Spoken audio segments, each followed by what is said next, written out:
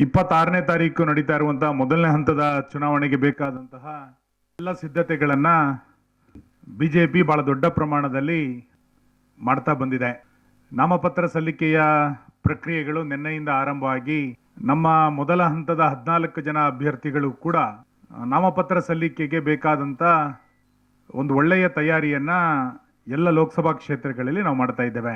ನಮ್ಮ 14 ಜನ ಅಭ್ಯರ್ಥಿಗಳು ನಾಮಪತ್ರ ಸಲ್ಲಿಕೆ ಮಾಡುವಂತ ಸಂದರ್ಭದಲ್ಲಿ ಬಿಜೆಪಿಯ ರಾಜ್ಯ ಘಟಕದ ಹಲವು ಜನ ಹಿರಿಯರ ತಂಡ ಮತ್ತು ಜೆಡಿಎಸ್ಸಿನ ಪ್ರಮುಖರ ತಂಡವೂ ಕೂಡ ಜಂಟಿಯಾಗಿ 14 ನಾಮಪತ್ರ ಸಲ್ಲಿಕೆಯ ಕಾರ್ಯಕ್ರಮದಲ್ಲಿ ನಾವು ಭಾಗವಹಿಸ್ತೇವೆ.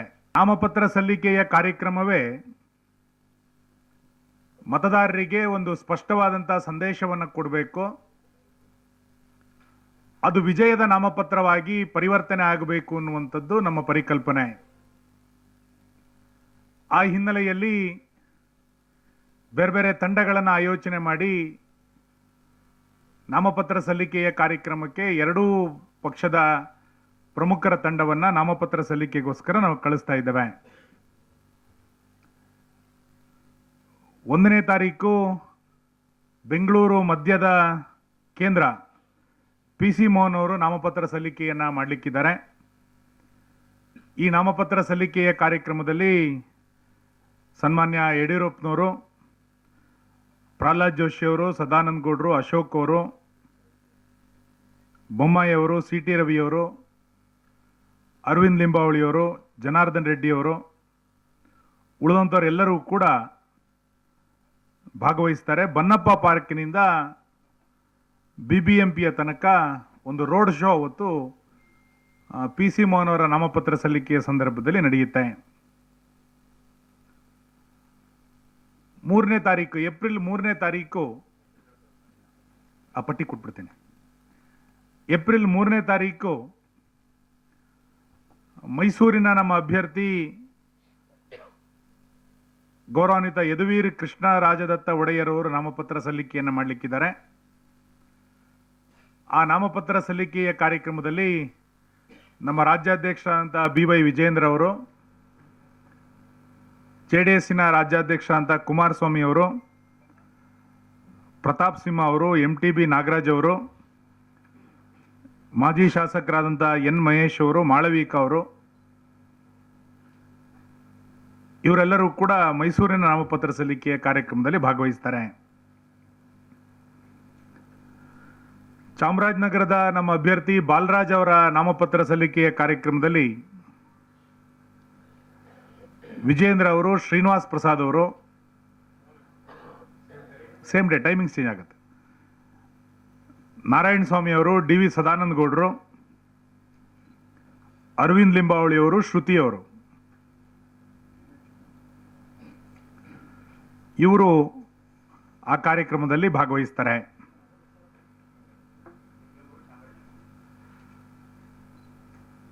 ಉಡುಪಿ ಚಿಕ್ಕಮಗಳೂರು ಲೋಕಸಭಾ ಕ್ಷೇತ್ರದ ಅಭ್ಯರ್ಥಿ ಸನ್ಮಾನ್ಯ ಕೋಟಾ ಶ್ರೀನಿವಾಸ್ ಪೂಜಾರಿ ಅವರು 3ನೇ ತಾರೀಕು ನಾಮಪತ್ರವನ್ನ ಸಲ್ಲಿಸಲಿಕ್ಕಿದ್ದಾರೆ.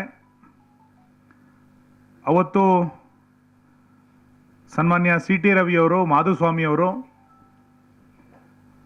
ಬಸನಗೌಡ ಪಾಟೀಲ್ ಎತ್ತಾಳ್ ಅವರು, ತೇಜಸ್ವಿ ಸೂರ್ಯ ಅವರು,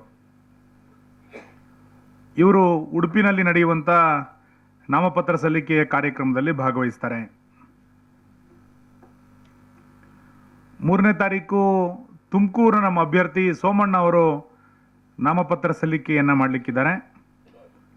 ಆ ಕಾರ್ಯಕ್ರಮದಲ್ಲಿ ಸನ್ಮಾನ್ಯ ಯಡಿಯೂರಪ್ಪನವರು, ಅಶೋಕ್ ಅವರು, ಜನಾರ್ದನ್ ರೆಡ್ಡಿ ಅವರು, ಶ್ರೀರಾಮುಲು ಅವರು,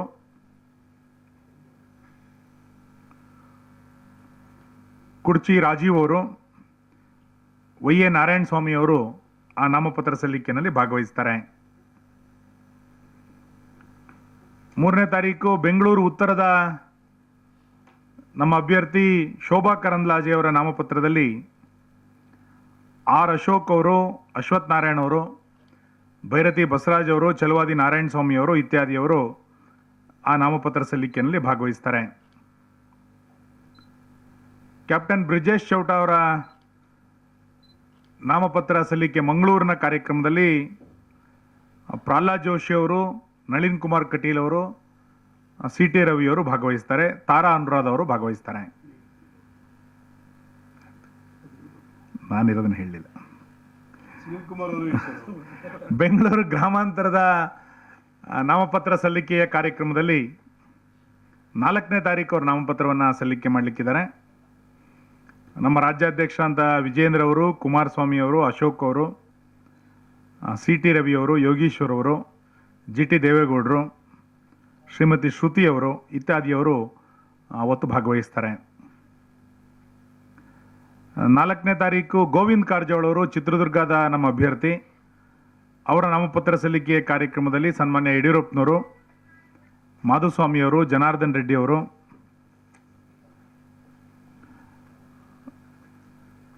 ವೈ ಎ ನಾರಾಯಣ ಸ್ವಾಮಿ ಅವರು, ರವಿಕುಮಾರ್ ಅವರು ಭಾಗವಹಿಸ್ತಾರೆ.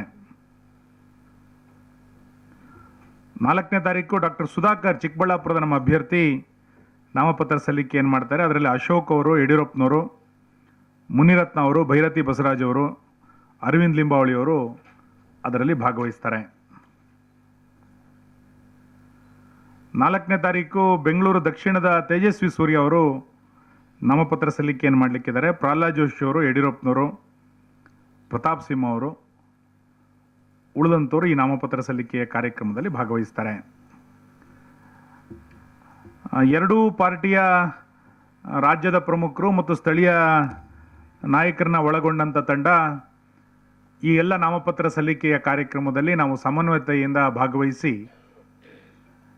ನಮ್ಮ ಎರಡೂ ಪಕ್ಷದ ಅಭ್ಯರ್ಥಿಗಳನ್ನು ಗೆಲ್ಲಿಸಲಿಕ್ಕೆ ಬೇಕಾದಂಥ ಒಂದು ದೊಡ್ಡ ಪ್ರಯತ್ನ ಈ ನಾಮಪತ್ರ ಸಲ್ಲಿಕೆಯ ಮುಖಾಂತರ ನಾವು ಮಾಡ್ತೇವೆ. ಈಗಾಗಲೇ ರಾಜ್ಯ ಮಟ್ಟದಲ್ಲಿ ಸಮನ್ವಯದ ಜೊತೆಯಲ್ಲಿ ಜಿಲ್ಲಾ ಮಟ್ಟದಲ್ಲೂ ಕೂಡ ಸಮನ್ವಯತೆಯ ಸಭೆಗಳು ಆರಂಭ ಆಗಿದೆ.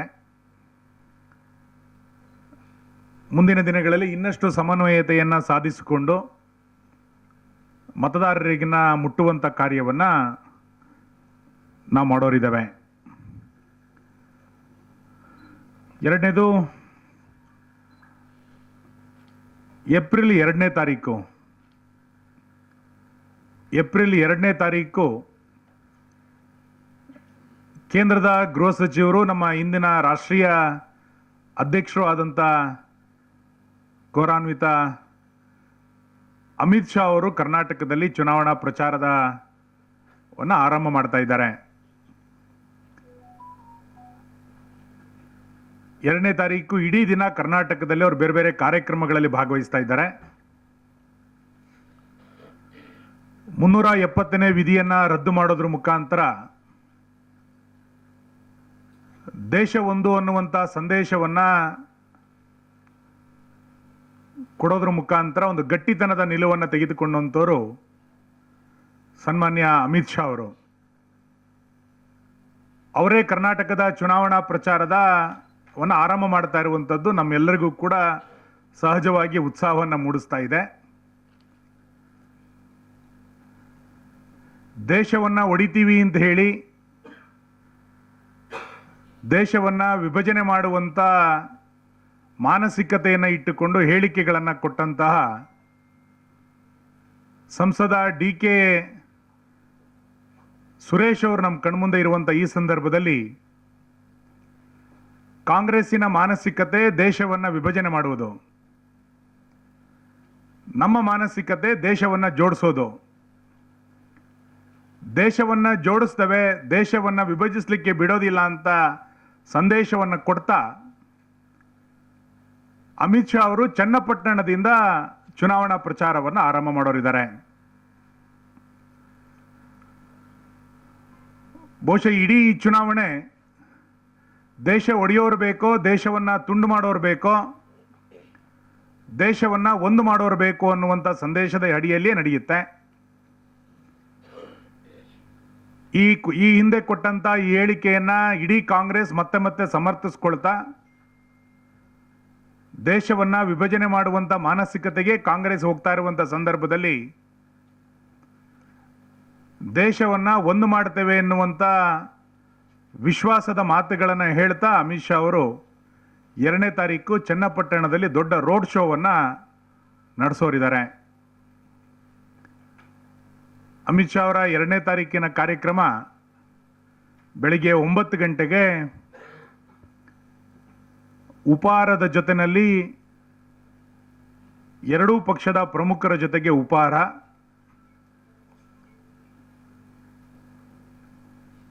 ಬೆಳಿಗ್ಗೆ 11 ಗಂಟೆಗೆ ಬೆಂಗಳೂರು ಉತ್ತರ, ಬೆಂಗಳೂರು ಕೇಂದ್ರ, ಬೆಂಗಳೂರು ದಕ್ಷಿಣ, ಚಿಕ್ಕಬಳ್ಳಾಪುರ ಮತ್ತು ಬೆಂಗಳೂರು ಗ್ರಾಮಾಂತರ ಈ 5 ಲೋಕಸಭಾ ಕ್ಷೇತ್ರದ ನಮ್ಮ ವ್ಯವಸ್ಥೆಯ ಅಡಿಯಲ್ಲಿರುವಂತಹ ಶಕ್ತಿ ಕೇಂದ್ರ ಮೇಲ್ಪಟ್ಟಂತ ಕಾರ್ಯಕರ್ತರ ಸಮಾವೇಶ. ನಾವು 3 ಬೂತಿಗೆ 5 ಬೂತಿಗೆ ಒಬ್ಬ ಶಕ್ತಿ ಕೇಂದ್ರ ಅಂತ ಕರಿತೇವೆ. ಆ ಶಕ್ತಿ ಕೇಂದ್ರಕ್ಕೆ ಒಬ್ಬ ಅಧ್ಯಕ್ಷನನ್ನು ಈಗಾಗಲೇ ನೇಮಕ ಮಾಡಿದ್ದೇವೆ. ಆ ಶಕ್ತಿ ಕೇಂದ್ರ ಮೇಲ್ಪಟ್ಟಂತಹ ಸುಮಾರು 5,000 ಜನ ಕಾರ್ಯಕರ್ತರ ಸಮಾವೇಶ 5 ಲೋಕಸಭಾ ಕ್ಷೇತ್ರದ್ದು. ಚಿಕ್ಕಬಳ್ಳಾಪುರ, ಬೆಂಗಳೂರು ಉತ್ತರ, ಬೆಂಗಳೂರು ಕೇಂದ್ರ, ಬೆಂಗಳೂರು ದಕ್ಷಿಣ ಮತ್ತು ಬೆಂಗಳೂರು ಗ್ರಾಮಾಂತರ ಈ 5 ಲೋಕಸಭಾ ಕ್ಷೇತ್ರದ ಸಮಾವೇಶ ಬೆಂಗಳೂರಿನ ಅರಮನೆ ಮೈದಾನದಲ್ಲಿ ನಡೆಯುತ್ತೆ.